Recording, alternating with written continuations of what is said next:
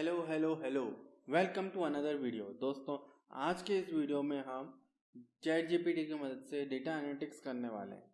तो हमारे सामने यहाँ पर एक डेटा सेट है जो कि इंडिकेटर है ऑफ हार्ट डिसीजेस। उस डेटा सेट की मदद से हम चैट जीपीटी से डेटा एनालिसिस करेंगे। तो हमारे सामने जो डेटा है उसमें कई सारे कॉलम्स हैं।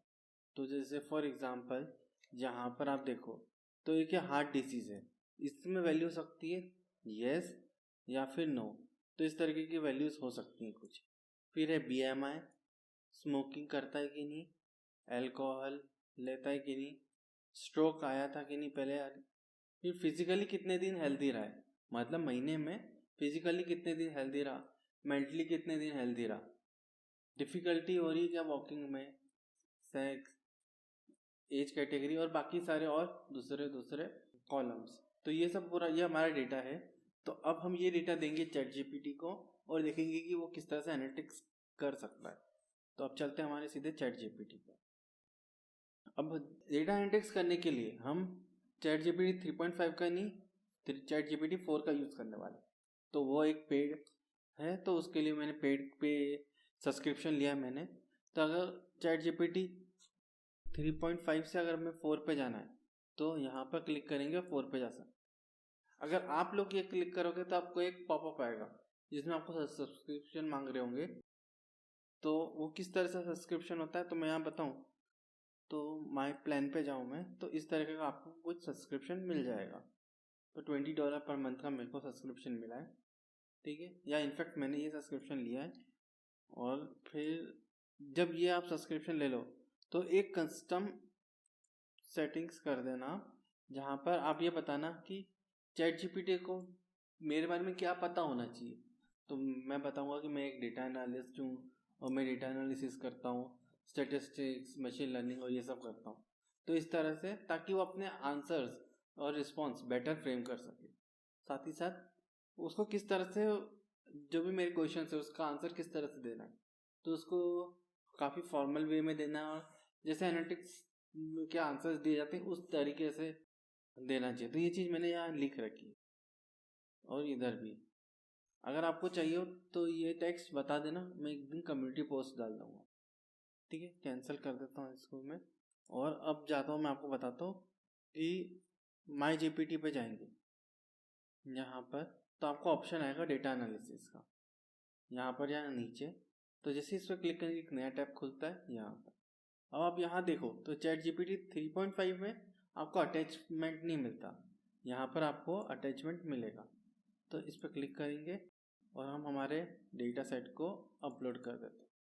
जब तक डेटा सेट अपलोड हो रहा है मैंने एक कमांड भी लिख रखा है, तो उसको अपन ले लेते हैं। एक प्रॉम्प्ट लिख रखें जो हम स्टेप्स करने वाले हैं, ठीक है। तो अब जैसे ही ये डेटा अपलोड हो गया, अब मैं अपना प्रॉम्प्ट डाल दिया। प्रॉम्प्ट में क्या बोला मैंने कि this is indicator of heart disease data, I eventually want to find the trend in data but first see if data is clean, या डेटा को क्लीनिंग की ज़रूरत है, और फॉर्मेट करो फॉर डेटा एनालिसिस। तो मैंने क्या बोला कि एट द एंड तुमको चाहिए कि आप उसमें ट्रेंड्स और क्या आउटलायर्स हैं वो सब बताओ, पर उससे पहले ये देखो कि क्या डेटा क्लीन है कि नहीं, डेटा समझ पा रहे हो कि नहीं बेसिकली। तो वो उस डेटा को एनालाइज करेगा और ये बताएगा कि उसमें कौन कौन से कॉलम्स हैं। ये सब मेरा एक्सपेक्टेशन है कि वो बताएगा कि कौन कौन से कॉलम से हर एक कॉलम का क्या क्या मतलब होता है, जैसे अभी ये बताना शुरू कर रहा है। और फिर बताएगा कि उसमें क्या क्या आउटलायर हो सकते हैं, और नहीं हो तो अपन अगला क्वेश्चन ये पूछने वाले हैं कि कुछ आउटलायर है क्या। फिर देखेंगे कि क्या वो आउटलायर्स अपन हटाना चाहिए कि नहीं हटाना चाहिए, क्योंकि मेडिकल डेटा है तो कुछ एक्सेप्शनल वैल्यू का कोई सिग्निफिकेंस हो तो वो अपन समझते हैं। तो यहाँ पर इन्होंने 17 कॉलम्स तक तो बता दिया है। तो यही सब कॉलम्स है। यहाँ क्या लिखा है, great you have provided the data set to assist you better, I will begin examining the data to understand its structure, check for any inconsistency और missing values. Perfect, let's start by loading the data. Okay, I will check for missing values, ठीक है। तो मेरे ख्याल से ये data clean है तो इसको मिसिंग वैल्यू का कोई इश्यू नहीं मिलना चाहिए। डेटा टाइप भी कंसिस्टेंट है, एनी ऑब्वियस इनकन्सिस्टेंसी, चलो इसमें बारे में क्या लिख रहा है ये, there is no missing data, जो मैंने आपको बताया। फिर यहाँ पे लिखा है कि most categorical values object type, ठीक है नो, ओके। तो जो न्यूमेरिकल है वो फ्लोट 64 टाइप थी कि ये तो एक्सेल डेटा, तो वही होगा कैटेगरिकल डेटा में यही है, ठीक है ओके।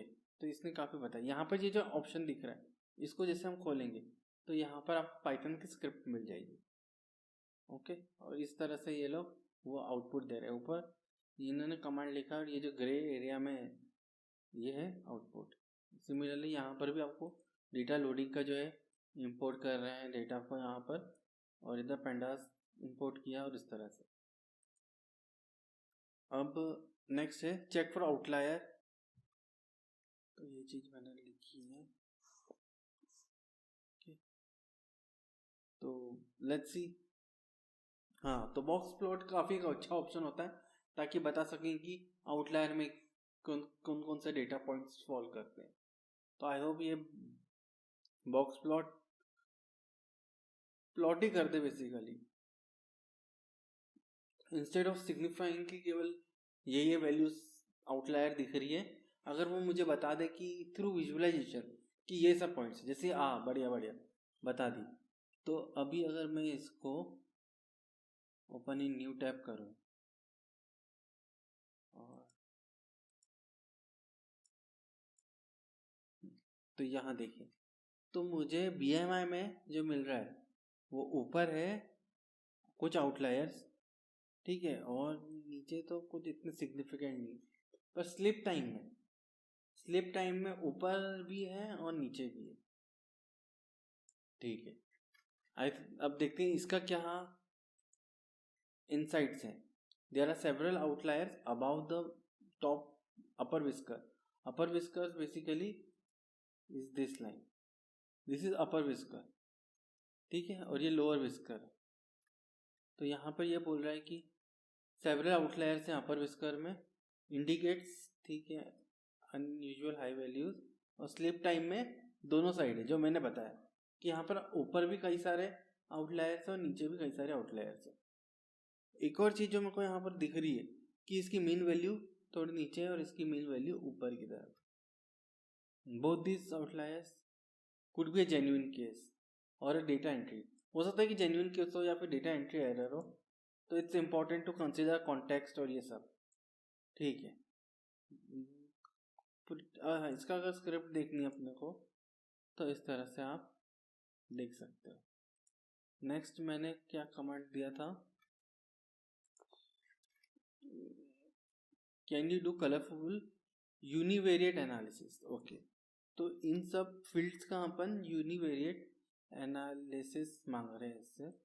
यूनिवेरिएट मतलब सिंगल, जहाँ पर सिंगल वेरिएबल्स हो, ओके। हाँ, इंपॉर्टेंट चीज़ कि ये डेटा सेट मैं आपको डिस्क्रिप्शन में दे दूंगा, तो वहाँ से भी डाउनलोड करके जो जो मैं कर रहा हूँ आप वो भी कर सकते हो, ओके। तो उसकी चिंता मत करना कि ये डेटा सेट अगर आपको भी ये ट्राई करना जो मैं जो बता रहा हूँ तो वो भी आप कर सकते हो, तो वो इशू नहीं रहेगा आपके लिए।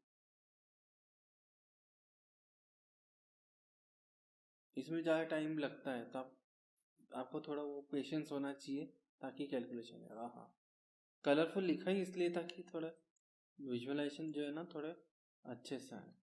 तो I take this and show, पुराने वाले को कर दो क्लोज, सही।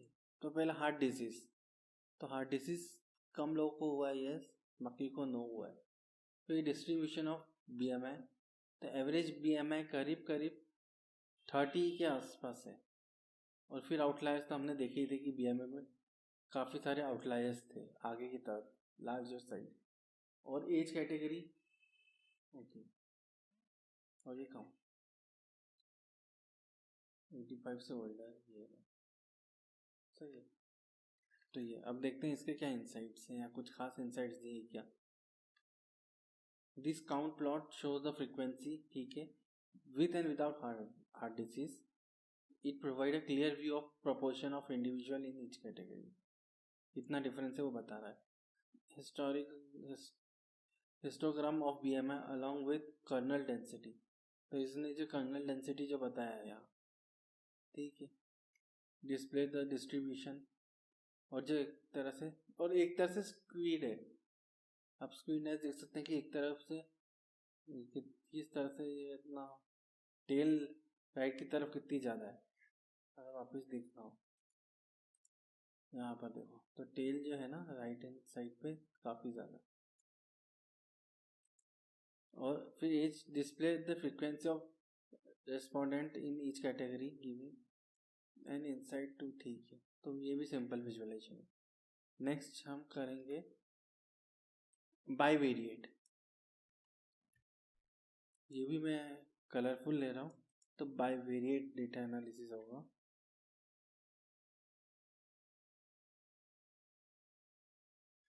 For heart disease and BMI, okay. Bivariate मतलब जिसमें दो वेरिएबल्स हो।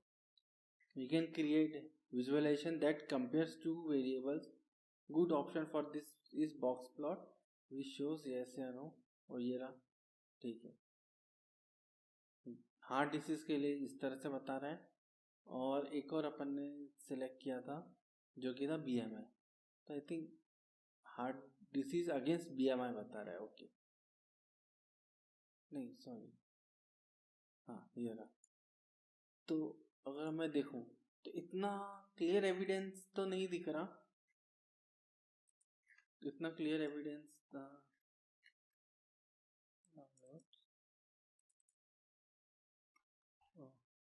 अरे कुछ करप्ट हो गया, मैं ट्राई करता हूँ वापस। आई गेस करप्ट हो गया, पर ठीक है। इतना क्लियर एविडेंस तो ये नहीं दिख रहा है कि BMI ज़्यादा होगा तभी हार्ट डिसीज हो, क्योंकि दोनों साइड में, जैसे इनफैक्ट नो में देखा जाए तो आउटलायर्स बहुत ज़्यादा ऐसे बड़े बड़े हैं, मतलब BMI ज़्यादा है तो भी उनको हार्ट डिसीज नहीं है। This is interesting. तो BMI for both group with and without heart disease is depicted, ठीक है। We can observe any difference in distribution, ठीक है।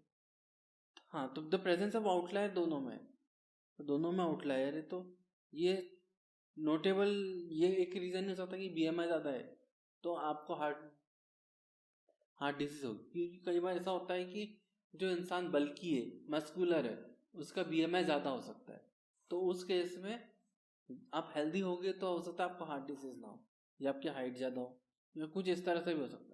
जिसके मसल्स बेसिकली ज़्यादा होते हैं उनका BMI ज़्यादा होता है। Next is plot.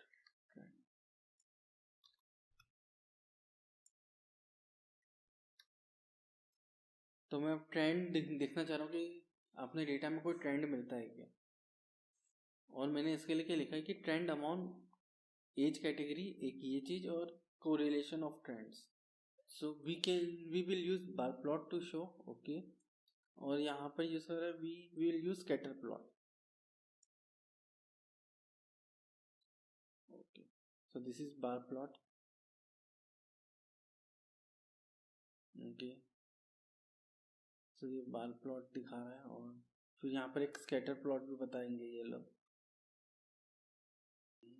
BMI और फिजिकल हेल्थ में, मतलब नंबर ऑफ डेज कितने हेल्दी है। तो आई थिंक ये अच्छा कोरिलेशन होगा, yes।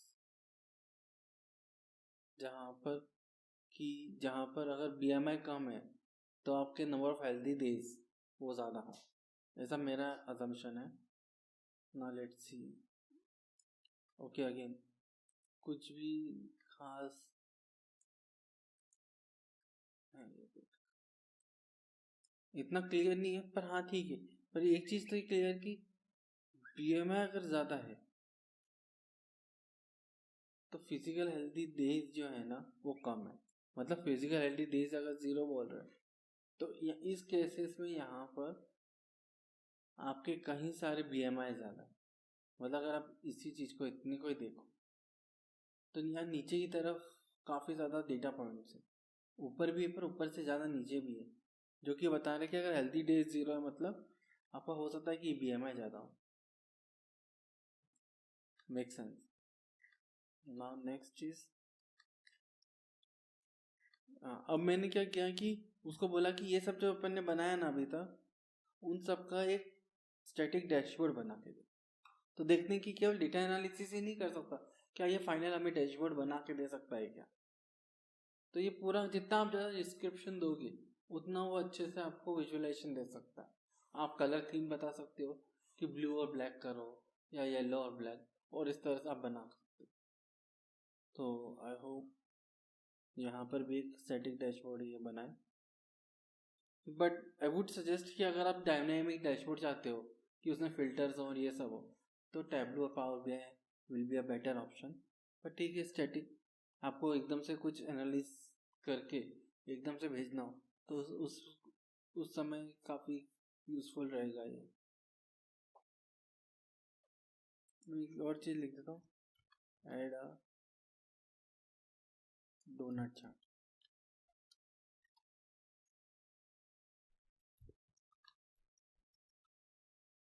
देखते हैं कि ये थोड़ा अलग चार्ट्स भी बना सकता है कि नहीं। मीनवाइल लेटस ओपन दे।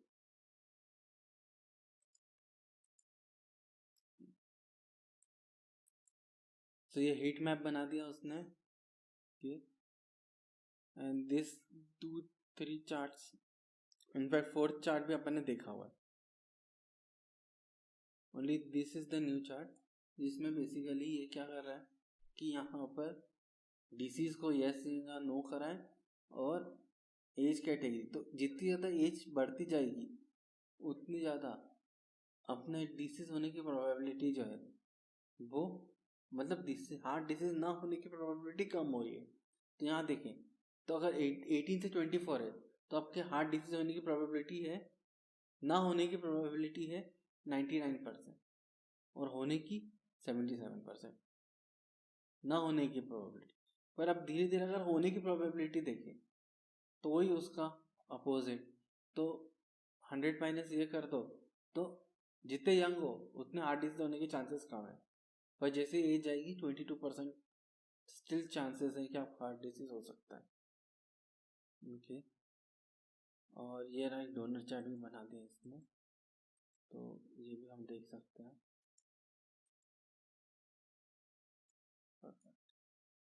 अगेन स्टैटिक है तो इतना कुछ ऑप्शन नहीं कि अपन सिलेक्ट कर सकें या एक पर्टिकुलर वैल्यू सिलेक्ट करें और उस पर देखें।